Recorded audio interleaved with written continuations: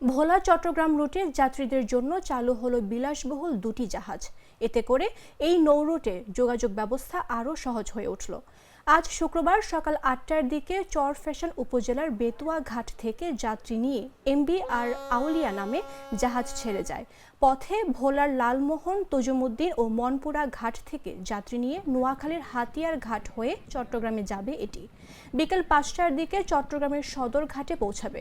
অপরদিকে সকাল ৮টার দিকে চট্টগ্রামের সদরঘাট থেকে যাত্রী নিয়ে হাতিয়া, মনপুরা, তজুমুদ্দিন, লালমোহন ও চরফ্যাশন ঘাটের উদ্দেশ্যে রওনা দিয়েছে এমবি কর্ণফুলী এক্সপ্রেস নামে আরেকটি জাহাজ।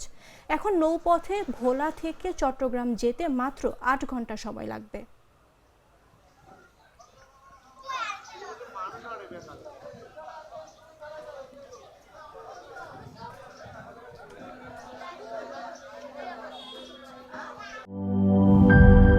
লাল সবুজের দেশে নতুন রঙের বেশে ঘরে বাহিরে সাজানো বলকে রেইনবো রেইনবো রেইনবো পেইন্টস রে সাশ্রয়ী দামে দেয়াল রাঙায় রেইনবো সবার রং সবার ঘরে ঘরে Rainbow Paints, the color of joy.